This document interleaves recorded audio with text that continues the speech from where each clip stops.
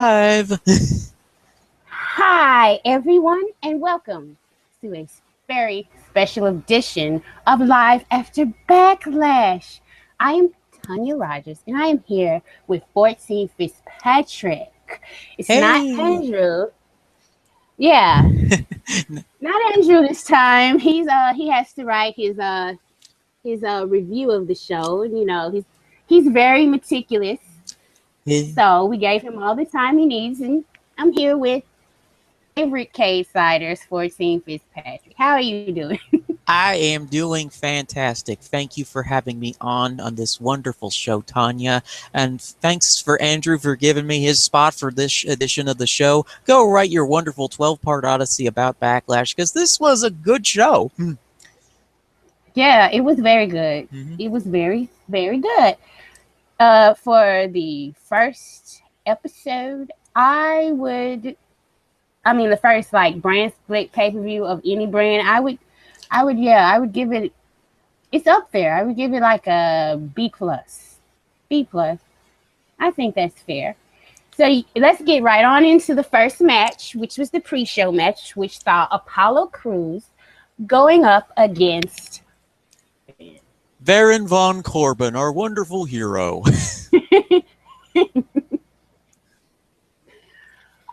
I like this match.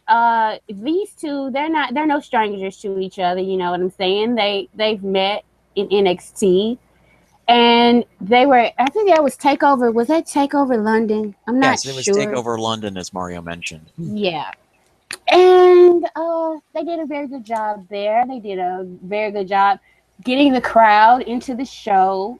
As far as the opening match, good, and I'm just kind of worried about Apollo Crews losing all the time, you know?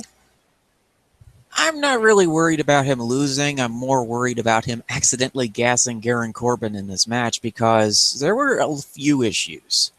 The timing was a little off for Corbin. He, as my mother described, and she used to work in community theater back in the 80s, she thinks that he lacks confidence in his transitions and in his spots, and it was a little noticeable in this match. But as the match went on, he got a little bit more confident in what he was doing out there, and he's still trying to find himself as the big scary guy who hates indie wrestlers with the fury of 999 moons. As for Apollo Crews, he worked a little too fast in the match. There were certain points where Corbin was like, "Please slow down, man. I can only keep up so fast." Would you? I understand that the guy has got a military mindset, as being raised on a military base does that, but slow down, man. Not everybody in this company can keep up with you, especially not Baron Corbin.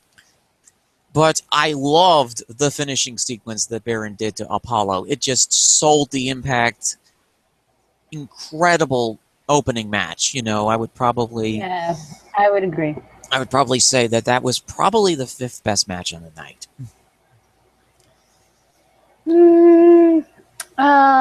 So what match are you putting behind that one?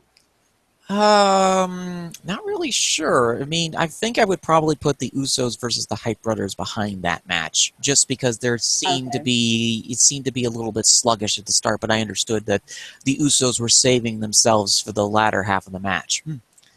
But we'll get to that when we get to it. So the first segment was the women's match, wasn't it? Proper. Yeah, the first on the proper pay-per-view. After, Shane and Daniel Bryan came out, and I can understand that because they didn't have so many matches, so they were trying to stretch time out as long as they could. So they have the GM and they had the commissioner come out and say, "Hey, this is here it is for you guys," and then they bring out the women. And I just want to say that, like, just a few short years ago, this type of match would have still got "We Want Puppies" chance. And they got "This Is Awesome" chance. And just the fact that happened and not, "We Want Puppies," I love that. I really thought Naomi did a great job. I thought Alexa Bliss I thought everybody did a great job, but the two people for me that stood out the most were Naomi and Alexa Bliss. I I really enjoyed them in this match. I mean, apart from the weird transition that Natalya and Naomi were trying to do around the ropes that botched, but that was mainly due to Natalya's knee giving out on her again. The match was really well structured. This was one of the best structured matches on the card to showcase everybody's strengths and none of their weaknesses except for that aforementioned botch, which kind of dragged it down a little bit, but not much. So, as far as individual performances go, what would you rank as the best to the worst? Well, the worst performance, probably I'm just going off of say Carmella. I don't like her. She's just annoying. So maybe she's better because she's a heel, but I hate her now. Ever since she started attacking Nikki Bella, I cannot be rational with her. I just Okay, then second, Becky Lynch on the pre-show. I just don't think she did that much in the match, and I think her babyface offense has gotten so stale that you could almost call her spots out. Then I say Natalya. Yeah, then Natalya. Then Natalya. Then Nikki. Then Naomi. And then Alexa. Alexa, to me, like, kind of like her coming out party, because she moved well. She was in the spots well. She did not mess up. She showed her vicious side, which I've been waiting for. Oh my God, push Alexa Bliss. Can we stop with this Carmella push and push Alexa Bliss, please? I would like them to push both of them because I am really enjoying Carmella's character work thus far. You know, basically, she gets up in the morning, she takes a shower, she beats up some paparazzi for practice, then she goes beats up Nikki Bella. She goes on the dance floor, she does some moves, she goes and she beats up Nikki Bella. Everything that is centered around her life right now is beating up Nikki Bella. I bet she has a dartboard in her apartment that has Nikki Bella's face plastered on there as she's randomly throwing knives and hairstyling supplies at it. You know, it made me very irrationally mad when she did the little what Trish used to do when somebody was sitting on the rope and she not go upside down with the feet. I'm not good with naming moves, but Trish Stratus used to do that, and I was like, oh, so she's still in Trish Stratus moves now. I was like, so maybe she is doing a good job. It's just I have this irrational hatred of her. I mean, like, her and Bliss just were amazing in the match, you know, covering for the serviceable Natalya, who did okay in the match, although her facial expressions are still horrifically bad, and my God, she moved like a primordial cave woman stuck in molasses. That's how slow she moved throughout this match. And I just want, like, it's a lot of people, let me say this one thing, it's a lot of people that Naomi had a couple botches last year, and everybody was getting on her. She's terrible. She sucked. I really want to stress how great she did in that match, and she was awesome. I just loved her. I'm telling you. Yeah. Well, I mean, she did. This is the first time, folks, that I have ever seen Naomi's entrance on SmackDown, because I have been not watching for the last couple of weeks because of some issues with my TV, and I was like, who let this raver into the match? And I'm like, was like baffled and amazed by her entrance. And I'm just like, what is this? Oh my God. Did I just accidentally turn onto a rave? That's how I felt the first time. I was like, what is this? But then, like, it'll grow on you. The more you see it, the more you like, it's different and it's fun, you know. It's not just, oh, she just walks out and she's happy to be here like certain people. But, you know, I liked it. I did. I thought the crowd was hot for this match. They were so into it. And I gotta say, Becky Lynch, the final horsewoman to get champion beside her name in WWE. Yay, Becky! Round of applause. I mean, I think she's somebody good to build the division around. oh yeah, I mean, as soon as she loses the belt, of course. I am waiting. Here's a thing that might ruffle some Horsewoman fans the wrong way. I am not a big fan of 3 of the 4 members of the Horsewomen: Sasha, Charlotte, and Becky. Because, as Tonya mentioned, Becky has gotten a little bit stale in the ring. Her spots are as easy to predict as a fortune teller predicting when the world will end or something like that. And then I am looking forward to when Pixie Hulk destroys Becky Lynch and captures the shiny thing, or Nikki has a change of heart and decides to Bella Hammer her out of the universe, or Carmella decides to beat up Becky Lynch because why not? I've already beaten up Becky Bella, might as well add that to my list. But the one performance, as we need to stress, was the best, was Alexa Bliss, just doing these amazing bumps throughout the entire match. You know, early portion of the match was just Alexa interfering with everybody and showcasing a storyline of her inexperience in these types of matches. She's never been in a 6-pack match before. She's breaking up pinfalls during the match, and this was a storytelling. They're showcasing Alexa's inexperience. She's strong, she's tiny, and she's terrifying, but she's still inexperienced. I also loved the pre-show segment where she looked like she was about to crush both Lita and Jerry Lawler at the same time. Yeah, but I gotta say, I was not a fan of her makeup. She was trying to go for the Suicide Squad look. Going for, but I just didn't like it.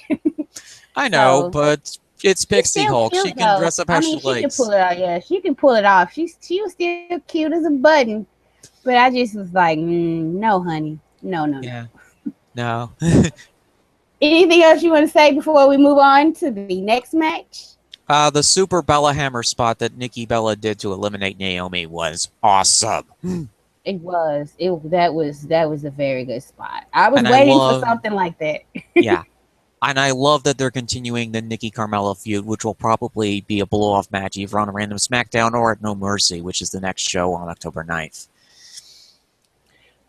Which would be good because then maybe they could have, 2 women's matches on the card. Mm-hmm. Then sticking them all into one segment. Title, let's stretch the stories out. Yay! Yay! Okay. Yay!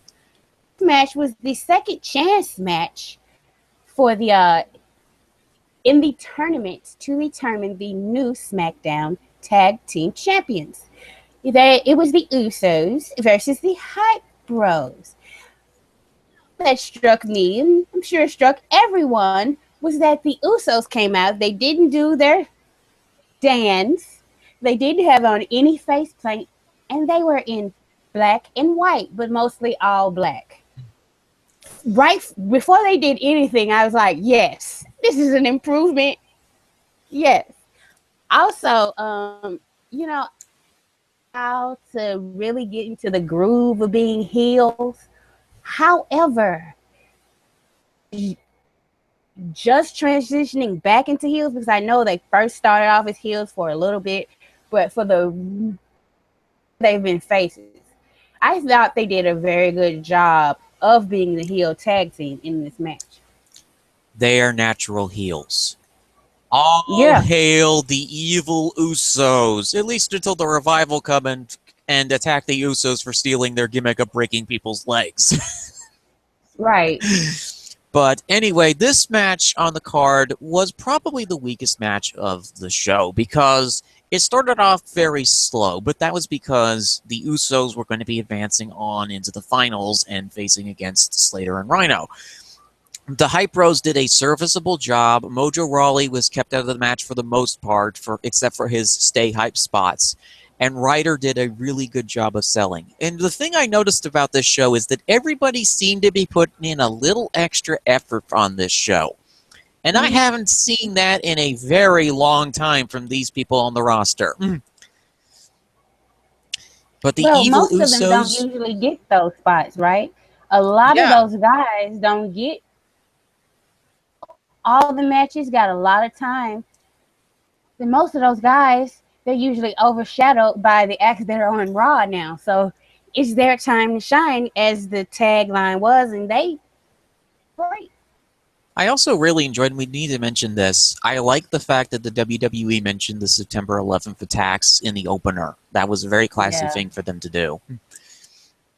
You know, at the Usos, I love their gimmick. The evil Usos. You know, they don't care. Did you see them shushing the crowd throughout the match going, shh, shh, shh? And did Jimmy look like he had fangs or something in his mouth? It was something going on with his teeth. I couldn't really see, but I think he may have gotten a bloody mouth from like one of Zach's spots or one of Mojo's spots, because I think Zach may have hit him flushed on that apron dropkick spot. Okay. But like the aftermatch like spot of the Usos going out and just calmly walking and just going, shh, it's okay, your favorites just lost and now you can worship us. The team that's been here the longest time. We're no longer those colorful, happy Samoan guys. We're now the guys that are crushing your favorites. And we will enjoy every single minute of it. They didn't do any like high spots. They weren't spamming super kicks all over the place. And by submission. Yes, a lot of the matches ended with submission, I noticed. Yes, they did. It was like some kind of Bizarro show. I'm like, wait a minute. Am I watching a WWE show or some Evolve show? Is Reverend Kane ghost booking SmackDown? That would be awesome if he was. Yeah. By the way, shout out to Reverend Kane matches. because he's doing the Sermon on the Mat articles now on Cage Side Seats, and he also has been doing the Evolve 58 and 59 recaps. If you want to go check that out, that is really, really cool. Okay, the Usos advanced, so they got to face and Rhino, which they had an interview with him before the match, and Heath Slater, when he thought the camera was about how he was pooping himself all day because he was nervous. I did not get that segment at all. I was just scratching my head going like, what is going on here? Like, I mean, this didn't really work, but Rhino was the star in that segment. Just like, he's just... Rhino, like, the way he plays, like, he plays straight man, like, so much that it's funny. Heath, this better not cost me any constituents in my election. Because I think Rhino may have hired him as his campaign manager. Oh, God. We also have to mention there was an angle. I don't know if anyone watching, if everybody got the scoop or not, but Randy Orton is still suffering from concussion-like symptoms. I got this from Scoops. Apparently, when Brock fucked him up at SummerSlam, he fucked him up for keeps, or for a long time, because he's still not yet ready to compete with WWE doctors. So they had to film an angle where Bray Wyatt took out his leg. Yep. Back to that when we get to that match. But the match after the Usos hype rose was the Intercontinental Championship match between The Miz and Dolph Ziggler. Two men who have, as Morrow, trying to get his name right, pointed out, this was the third time they've actually competed against each other for that title on pay-per-view. So, what were your thoughts, Fizzy? Best match on the card by far, and it blew me away that these two were able to accomplish this. Ziggy is not known for being the best wrestler on this roster, and The Miz has gotten criticized 50,000 times in different places because of, he's not a wrestler, he's a reality star. Miz did a sit-out power bomb against the ropes in this match. Miz did moves I have never seen The Miz do in any other matches. Miz has been on fire in terms of interviews. Let me just say, the fact that Miz is one of the best at in-ring psychology. When he started busting out Daniel Bryan's moves, I was like, I was done. Please do not tell me. And like things you could readily recognize that Daniel Bryan does. So it's just like fire right now. Like, Yes. it's amazing. And he did not wrestle like a coward at all in that match. That was not WWE soft style. Ass off. Oh my God, this was the best performance I have ever seen Miz do since the Fatal 4-Way a few months ago, and that was him actually doing the coward heel tactic. This time, he just straight up wrestled Ziggy and was outpacing him many times in the match, because, like, Ziggy had to really work to keep up with the Miz in this match. He was completely purple 5 minutes into this match, and I thought, oh my God, is Ziggy going to have a heart attack? Because this doesn't look right. And I know that Zig is planning on maybe retiring in 2 years, from what he's been saying in interviews with people over the last year and a half or so. He wants to do stand-up comedy, but like, it's very clear to me that he's lost a gear.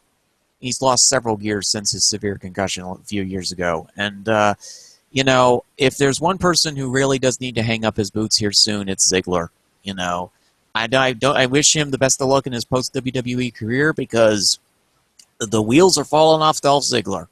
And it's unfortunate to see, but these things happen in professional wrestling. Now, The Miz, oh my God, I did not know he had this in him. Like, I'm still shocked.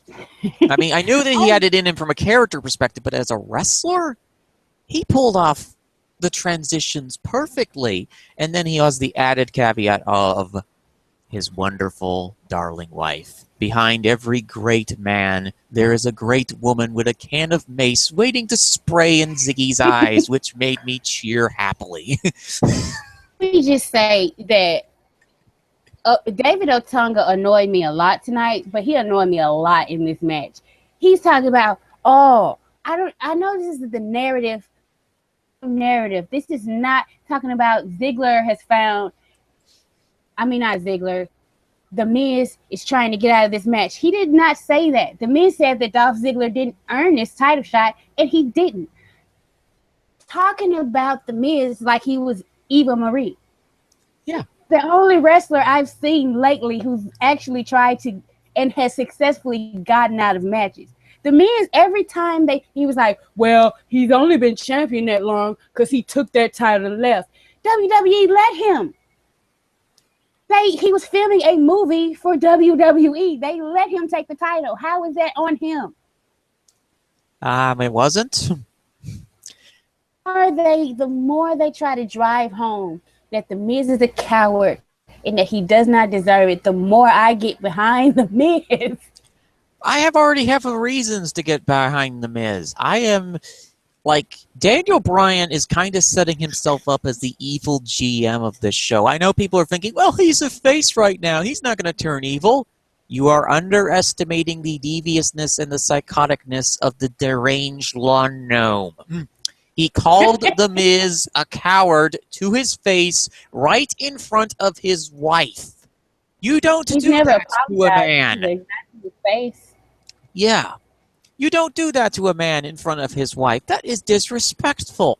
And then to say, well, you're defending your title and you're going against Dolph Ziggler. Now, understandably, if they use storyline reasons that Dolph used his rematch clause that he would have used against Dean in this specific case, I could understand it. But Dolph loses all the time, as it's been established. They tried to do that storyline with Otunga and Mario and JBL were talking about it. But I'm like, it doesn't really work in this situation because it makes Ziggler look like the heel and Miz look like the face.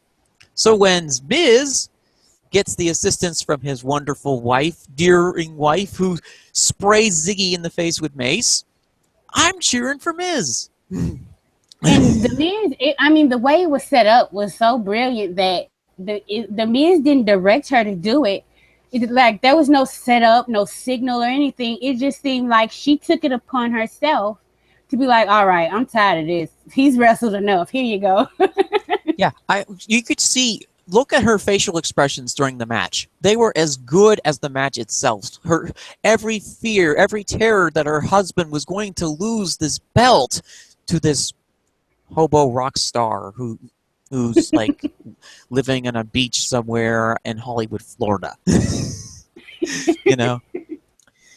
I mean, he looks like a prototypical Floridian beach bum, even though he's from Ohio. So I think we're both in agreement that this was the best match of the night. By because far.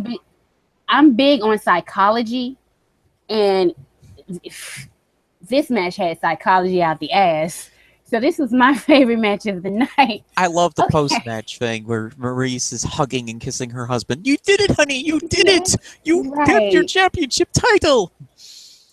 Well, Ziggler's looking on like, what just happened?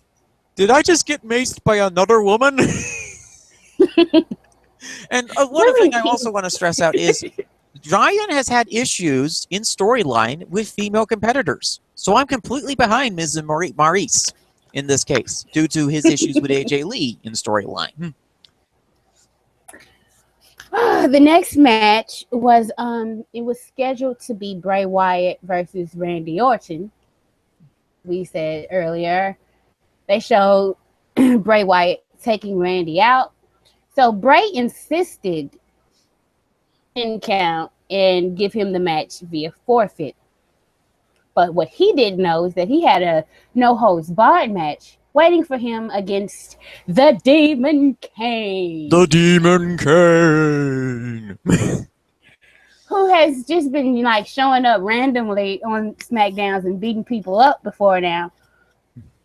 The match with Bray, and it was decent. It was all right. I like the spot where Bray did the splash on the announce table.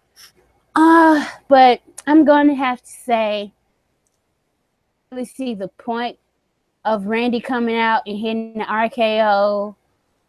It was going to continue. And I think it would have been better if they sold it that, Randy just come out and they had to take him to the hospital rather than this. Then if Bray Wyatt has a match on pay-per-view, lose that match on pay-per-view. So he was scheduled to lose, goddammit, and he is going to lose. Doesn't matter who it's to. So that was my only issue. Okay, so that was your issues with the match. You like the splash that Bray did, where he actually almost got himself. There were two pens sitting on the Spanish announce table, which they smashed into. I thought, oh my God, Bray's gonna land on one of those, And Kane looked like he was holding his ribs after the match, so I'm wondering if he isn't legit injured after that, or it could just be him selling. But, this match, actually, I really enjoyed it. I think that Kane is underrated as a worker. They had a traditional Southern style. This was in Richmond, Virginia, after all. No-holds-bar brawl that these fans have seen thousands of times before, and they still enjoy it. I could see some audible cheers going on for the crowd. There was the chair spot. There was, of course, the magnificent table spot that they did, and... Look, I know Kane gets a lot of flack from people that, people say, he's too old, he should retire. And I'm like, if he wants to keep doing what he's doing, let him. The roster is thin enough as is. He's a great utility player, and they're using him like a utility player to continue this feud. He's going to lose to Bray when he brings back his killer minions of doom, Harper and Rowan, when they come back. So... to me, it's like, okay, Kane's going to lose here in a couple weeks, and this continues on the feud with Randy Orton. They're probably going to hide Randy in tag matches and have him team with Kane, and of course, I feel that there's a storyline explanation as to why Kane keeps showing up is because A, he was drafted to SmackDown, and B, his former tag team partner is the general manager. So, of course, the Ranged Lawn Gnome is going to send his psychotic evil minion to burn people. That makes sense. It's in his nature. Yeah, that makes sense. It's further foreshadowing Daniel Bryan's, what I feel is going to be his eventual heel turn as general manager, because he's been doing the shoot comments on Talking Smack. By the way, if you haven't seen Talking Smack, go watch Talking Smack. It is one of the best post shows that WWE has ever done. Yeah.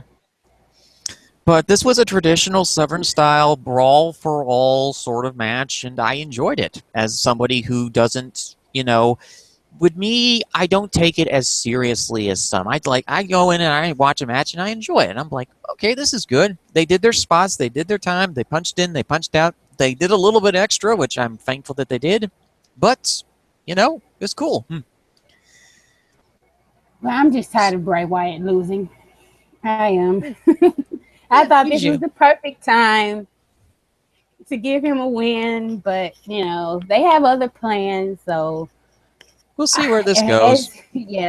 As usual with Bray. Yeah. I did enjoy the RKO out of nowhere, because Orton is limping out to the ring. He actually sold his knee better than a certain somebody we will be mentioning later on in the broadcast. Hops up into the ring, in 5 seconds, does his diamond cutter, hits the RKO, and then Kane gets the victory via, I think it was, what was it, the choke slam on the chair? Yeah. So it set up the match perfectly, the ending, which was, sometimes the issues with these matches were the endings themselves. They seemed a little bit too quick. For instance, the Carmella Becky angle, which we did mention, it felt a little too quick for Carmella to tap out. That was my really only major issue besides the Naomi botch with the match. Yeah. Was that she tapped out a little too quickly to disarm her. But, they had a time constraint on it. So anyway, we have the tag match next, correct? We have the Usos versus Heath Slater and Rhino for Heath Slater getting a SmackDown contract and the first ever SmackDown Tag Team Champions. And I really love this match. I love that matches he's had with Rhino where Heath just gets beat up, then Rhino comes in and saves him. He showed his heart and he was fighting to the bitter end. Rhino still saved him, but it was a little different. This was, I think, the sentimental match on the card. This was my third favorite match after the I think this is my second or third favorite match on this card, and the reason for that is it's a little sentimental. I watched Rhino wrestle on an independent wrestling show in my hometown of Jamestown, New York, a couple years ago. It was a 400-seater event at the local community college. He was wrestling a guy named Big League John McChesney, and the main event was scheduled between these two guys, and the match was very interesting. It was a divided crowd at this independent show because McChesney had family in the area, but they like Rhino. They like this working-class guy from Detroit. So they had to do a double turn where Rhino kind of turned heel mid-match, even though the crowd was 100% behind Rhino at certain points, to let the local boy get the victory. And Rhino did a spot in the match which really endeared me to him. He rolled down 3 rows of bleachers at this independent wrestling show. He did not have to do this as I was watching the show, but he did it anyway. And that endeared me to him. And my mother was freaking out because she was watching the show with me. We went together as a family, and she went, "Oh my God, dear, is she okay?" And I said to her, "No, Ma, he's fine. He's gone through flaming barbed wire tables before. This is just another day at the office." And I thought to myself, if I ever get the opportunity to talk about this match at this independent wrestling show that happened 2 or 3 years ago, I was going to do it. And to see that Rhino got signed to NXT 6 months later, and to see him on the main roster of WWE really warms my heart, because I'm so happy to see this guy doing well. And now he's running for public office, in Michigan. And, I do hope that people do vote for Rhino. Vote for Rhino. He won't gore you if you do. And they're the biggest faces on the SmackDown roster. I mean, they're so likable. I mean, Heath's got his Southern West Virginia charm, and Rhino is just likable as this working-class guy from Detroit who's one of the last ECW wrestlers who can really work a match. And the psychology was wonderful. The Usos reveled in playing the heel in this match. Yes, they did. Yes, did you see the moment where the Usos are Like at the Sistine Chapel, Rhino and Heath Slater extending each other's hands out to try and make the tag, and the Usos go, nope, nope, not going to happen. One time when Rhino was reaching out for a tag, I think it was Jay. He kicked Rhino's hand back. Yes, he kicked his hand, and it started to make Rhino angry. That was the storyline in the match, is that they were making the Man-Beast angry throughout the entire match while they're wailing on Heath Slater. And they were so confident that they were going to win. Also note, one of the Usos had to get their shirt replaced after the opening match, after their match with the Hype Bros, because it had a rip in it. Yeah. Mm-hmm. I saw that. Yeah. So I think the Usos, all the only criticism is like they need to work on their like tag team, like tandem moves a little bit more, because usually that is like a heel thing to have a whole bunch of tandem moves, because usually, you know, both of you aren't supposed to be at the ring in the same time. That's illegal. The mark I have against them. But it also, like, funny thing I noticed about this show is that it seems to be foreshadowing some things that are going to be happening on SmackDown down the line. Like, why did the Usos get the second chance at this tag tournament? It raises questions. Why is Kane suddenly randomly chokeslamming people? Why is, you know, the deranged lawn gnome sending Dolph Ziggler out against The Miz? You know, it all seems to be foreshadowing a heel turn for Daniel Bryan. I just keep noticing that pattern. Well, I don't think they're going to do that. I think that's just you reading it too much into it. I think it would be a mistake, because Daniel Bryan's still one of the most over people on, like, he got one of the biggest pops tonight when he came out. So I don't think they should do that. I don't. They might turn Shane, unless he's going to come out of retire. Unless he comes out of retirement, which I still don't think that's too likely. They're going somewhere, because if you notice, before The Miz came out, rating Daniel Bryan and saying he needed a new contract, and Daniel Bryan just looked like he just wanted to smack him in the face. Yes. So they're still keeping, like, some people I know, they were like, oh, they're gonna drop it after they had that great talking smack segment. They're gonna drop this thing between Daniel Bryan and The Miz. I was like, they're not gonna drop it. Daniel Bryan is not clear to wrestle, so of course he has to send other people at The Miz. They're not going to drop it. Yeah. Storyline they have going right now. They've been running this feud between The Miz and Daniel Bryan for counting 5 years now. 5+ years. 6 years. Since 2010, they have been running this feud between The Miz and Daniel Bryan, and now it has reached its next evolutionary point where Miz is the mega Hollywood star and Daniel Bryan is the humble, if possibly evil, general manager of SmackDown. I also got a thought of, like, maybe they'll turn Shane, because he's getting, like, mixed reactions right now, you know. I just think that's because he's a McMahon and people are sick and tired of the McMahons on the show, so he's getting heat for being a McMahon. Like, his novelty is finally wearing off. Mm-hmm. That's how I feel about it. I am still so bummed at my fantasy moment, because I had fantasy booked WrestleMania, but I didn't have Shane McMahon I didn't have Undertaker in his match versus Shane McMahon.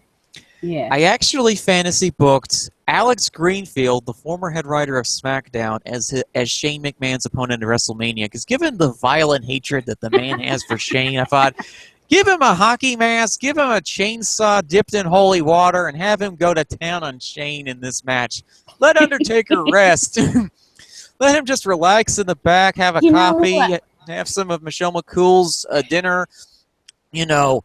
Just let him sit back, relax, and enjoy the show. And the other thing I really hated about the Taker-Shane match was, like, why didn't they have Stephanie's kids cosplay as druids? I would have rather have, was always talking so much smack about Stephanie, I would have rather have Triple H be the one to beat Shane up at WrestleMania than the match Triple H was actually in. Like, he was getting cheered. He's getting cheered anyway. Like, people love Triple H now. So have him go out there and murder Shane for talking smack about his wife. Yes. I mean, funny. Here's the funny thing. I'm actually starting to warm up to Triple H. I know that in the past I have been sort of against old Big Nose, but he pedigreed Rollins. He pedigreed Seth Rollins, and I cheered. I've been on that train for about since the brand split. I've been like, oh, hell, Triple H. Okay, we can get into the main event evening, which saw the WWE champion Dean Ambrose take on Styles. Or as he's known, the face that runs the place. Now, the face that runs the place. Now, I'm going to have to go back and rewatch this match because, like, I think Dean took criticisms of his, like, in-ring work.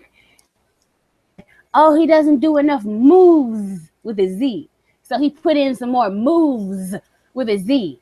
But he forgot all the psychology with a Y. Oh, God. Like, I still, it was just off about it to me, and maybe I don't know what it was. It seemed like there. People criticized, they didn't like the matches that AJ Styles had with Jericho, and I can get that, but the crowd was hot. This is like the least hot a crowd has been, in my opinion, just watching it for an AJ Styles match, and I just gotta assume that's because Dean was in there too. And also, it wasn't overwhelming, but there are a lot more AJ Styles chants than Dean Ambrose chants. I actually, when Dean would get back on offense at times, I would hear some booing Dean Ambrose. Please don't let Dean go over, because that's not going to help him. He's going to get booed some more. I mean, if the crowd came alive when AJ Styles won, which is your heel. It's not supposed to do that, especially when he kicks a guy between the legs to get the advantage. It was just, I'm going to have to go back and rewatch the match because I just didn't like it that much. It was your typical Dean Ambrose match. Lacking psychology, his punches were awful, his kicks were awful, he did the rebound clothesline, which I do not like. Now, for those of you in the threads who are saying that, I hate Dean Ambrose. I do not hate Dean Ambrose as a person. I only dislike the guy. There's a noticeable difference there. I dislike his work. I don't hate the person. AJ Styles is a person who I do not like as a person, and also he's broken people's necks with the Styles Clash before. Admittedly, he has not done that in a very long time so far. I mean, about a year and a half, 2 years. But still, you're selling T-shirts that say cashing checks, breaking necks on them. It's not going to endear me to you. And also the occasional bits of homophobia that the man has said. He did this in a Georgia Indie show right before he signed, actually. Yeah, he did. Where he said the F word to a heel manager. And I know it's a Georgia deep show. I know it's a Georgia independent show, but come on, AJ. You should know better than that. You're signed with WWE now. And he almost did that during an interview segment where he's talking about the women's division. And he also said kind of sort of an inappropriate comment. He said something about Conor McGregor. Yeah. He compete for the in the women's division or something like that. Yeah. Yeah, that was inappropriate there. Come on. I just think Dean Ambrose matches have no soul in them. They don't. Oh. I mean, that's how I feel. AJ was getting him to actually legit sell, which was a positive. I mean, first and foremost, he almost broke Dean's nose on a kick because Dean leaned a little bit too close to AJ as he was doing the spot. Then there was the spot where AJ basically grounds him and hits the knee on Ambrose, which basically causes Ambrose to sell the knee early on, and then he says, nope, I'm not selling that knee anymore. I'm going to go jump around like a crazed Tasmanian devil. And I could just see the look in AJ's eyes as the match opened up. He's like, Oh, good Lord, I have to carry this over 180-pound sack of flour for 30 minutes to get this here shiny thing that he'll probably sell at the pawn shop if I don't get it off of him. Y'all. It's the battle of the two sleazy wrestlers. Dean looks like a guy that you'd see at a bar in 1970s Ohio asking ladies, "Hey, babe, what's your astrology sign?" And AJ is his southern counterpart who looks like a hobo at the local truck stop, searching for cans of beans. I mean, Yeah, I do appreciate the, I beat up John Cena, so I get the title shot angle, which was a fantastic angle to run. I also like the interview segment he did with Dean where, he's like, why are you handing me this bowling trophy? Why are you not taking me seriously? And Dean's weakness in this match was he didn't take AJ Styles seriously. Note to Dean Ambrose, this is a man who defeated John Cena twice. Admittedly, one of those wins was dirty, but still, he beat him clean in the second match at SummerSlam. And yeah, Dean was not taking him seriously. And I know some people were like, oh, well, Dean was getting in his head. Well, obviously not enough because he lost tonight. Yes. Which he was protected through the loss because he got the kick to the groin. But why did you not wear a cup, Dean? Voladar Jr. says, please wear a cup in matches where you're facing against the following opponents. AJ Styles, Mr. Cassius, and Roosh. Don't forget The Undertaker. And The Undertaker, who does that. I mean, that is the weak point of MMA fighters and demons, is the gonads, after all. Vintage Undertaker. I mean, for Orton, this was an easy night for me. He got to hit an RKO. He got to go back and have a snack, And Brock is probably still recovering from the after SummerSlam match where Sable hit him in the back of the head with a club and dragged him back to the cave to have dinner. But I felt like altogether it was a well put together show. But I was disappointed because the show wasn't that long. I was kind of disappointed that the crowd wasn't more into the main event. Mm-hmm. The only thing, it was kind of like, whatever. Well, I don't know. It's a Dean Ambrose match. They pop for his entrance, but then they start to suddenly realize, oh God, this guy has got... Also, want to point out, JBL may have legitimately injured his left leg in the main event. AJ Styles crashed into him when they did the table spot, and he did? And he accidentally hit his right knee on JBL's left leg. And JBL took a couple minutes to he was holding on to the table funny. So it's obviously he's had some surgeries done on the knee before because he's had a history of knee problems from being so big and being in wrestling for a long time. But I hope JBL's okay because that was a nasty spot to take, because normally the announcers kind of get out of the way, but the way they positioned the announce tables tonight, it made it hard for JBL to escape that spot. So in comes flying in AJ Styles and boom, hits him on the knee. I didn't notice that. Yeah. But this was a show that was well put together. It did not feel like a WWE show. It was weird. This felt like a Triple H put together show. It felt like NXT. Listen, you haven't been watching SmackDown. SmackDown, ever since the second show of the brand split, has not felt like a WWE show. Mm-hmm. That's why everybody's praising the writing. They're doing more with less than Raw is doing with. Raw had, by all means and purposes, they should be just whooping SmackDown in terms of quality, because they have I still say they have the best wrestlers, but it's just they're not doing crap with them.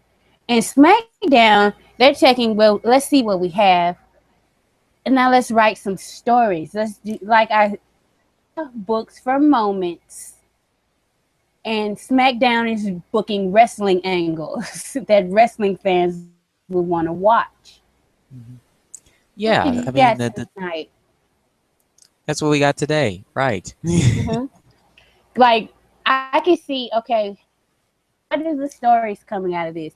We have a legitimate Nikki Bella versus Carmella situation. We have whoever's going to try to go up against potentially two women's championships. And let's not forget, very soon, he's going to be back next week. So those are three stories they could potentially do for the women. Miz and Dolph Ziggler. Ziggler actually has a good claim of continuing on to get another Intercontinental Championship because he was cheated at the end of that match. The Usos, see what happens, who they're going to target next, because you know it's not over. They're still bitter and pissed off and want those titles. And then we got the story with Rhino and Heath. They're going to coexist now that they're champions. Is Slater going to get complacent? Then you also have Dean Ambrose. Well, Bray Wyatt and Randy Orton is also going to continue. Then you have Dean Ambrose having a legitimate. He already has the rematch clause, but now he has a reason to take AJ seriously and to be pissed off. His title, so that's setting up like 5 to 6 stories coming out of this show. When usually, usually it's just like 1 or 2. Right. I mean, and also American Alpha will have a legitimate claim to those belts as well. Right. Yeah. That I forgot all about American Alpha. They're still waiting in the wings. So there's like 6 or 7 stories going on that they could book for a 2-hour show. When usually on the pay-per-view, they really just have like maybe 1 or 2 coming out, and most of them you don't really care about. The thing on SmackDown, the alignments are pretty much clear-cut, defined. The crowd, except for AJ Styles. Like, I know they turned him heel. He's doing good work, but you're not going to stop him getting cheered. I don't care what you do. Yeah. Yeah, I mean, I understand that these people are going to cheer for AJ Styles. I mean, they're in the South. They're in Richmond, Virginia. They're not going to cheer for the guy from up north in Cincinnati, Ohio. They're going to cheer for AJ Styles because they've seen him work. I actually think if they hadn't been in a smart, heavy city, it would have been worse for Dean Ambrose. Yeah. Out. Mm-hmm. Unless they did a show in Ohio, in which case Dean would probably be favorably over. Yeah. Ohio or Las Vegas, maybe, because that's where he lives. Yeah. But, like, this was, like, such a fun show, you know? I didn't have a headache afterwards, like I do when I watch Raw. My head hurt. Like, by the time, like, the hour and a half mark, my head hurts. And I'm like, do I want to keep watching this? Do I want to keep watching it? Like, do I really want to keep watching this? I just wanted to address one rumor before we wrap this up. There was a rumor that said that WWE was going to stop all advertising for the Sasha Banks Charlotte match at Clash of the Champions. And lo and behold, during this show, that was like the only match from Raw they really advertised. So, you know, a reminder, rumors are just that, people. They're rumors. And sometimes they don't mean anything. Take them with a grain of salt, or in if the late, great Mr. Fuji's case, throw the salt in your opponent's eyes. So what would you rate this show? What would you give it? I mean, I don't have like a star rating system or anything like that, but I would probably rate it as like maybe my second favorite or favorite show that I've seen this year, just because of all the nice little stories that they did and all the little speculation of like we're doing like fantasy booking speculation here, like what are they going to do with the alignments? What are they going to do with all these characters? I really like the fact that everybody worked extra hard on this show. Thank you so much for those of you who are listening on your phones, waiting to see what we have to say about you folks. And, I mean, I was really impressed, very happy to see. And, this is a very interesting time in WWE. They're now in the fall, which is what I consider one of my favorite seasons of wrestling, because there isn't really a lot of pressure right now because it's football season. The ratings are going to go down a little bit, and you can focus on running whatever wrestling angles you want to until like about early February, March, when the WrestleMania season starts rolling around. Mm-hmm. And once again, this has been such a cool show to do with you, Tonya. Thank you so much for bringing me in to fill in. I enjoy doing it with you. Thank you for bringing me on this edition of Live After Backlash Live. You're very welcome. Yeah. And once again, as I said, plus only just because I didn't know what to think about the main event match, but I think the right man won, and I don't have a problem with how he won. It was just something missing for me from the match. Mm-hmm. So I would just go B+. Very, very satisfied, and hope they continue this trend. I've pretty much given up on Raw, so it's good to see that the show that I am into has delivered. The talent delivered. Everybody brought their A game. There's really nothing I can complain too much about, and that's what you want from your wrestling, isn't it? Well, yeah. I mean, the only exception is I think you want Roman Reigns on SmackDown. Oh my God, I would die. Because he would be a heel by now if he was on SmackDown. He would be with his Uso buddies, Oh my God, in all black, killing the Ross. Oh. Yeah. Why did you have to do that? Why did you have to give me that visual? Mm-hmm. Go and cry about it. Imagine them pulling off a Rikishi and running The Rock over with a car. Oh my God. They would run over AJ Styles. It's in the blood. Thank you once again, Tonya, for letting me on as co-host for this episode. Everybody who's listening, thank you very much. I very much appreciate your support, and I'm just a fan giving my silly odd opinions. Yep. Silly odd opinions that really are really nice and really lovely to hear from somebody who you wouldn't normally expect, to have such a great opinion of professional wrestling.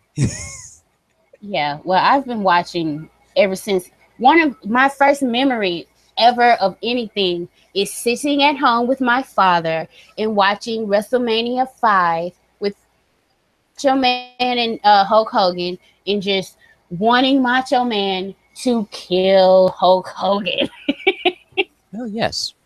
That is a natural reaction to have. Thanks to everybody again, and we're going to sign off. Really enjoyed tonight, and I'm very much looking forward to SmackDown Live this Tuesday. See ya!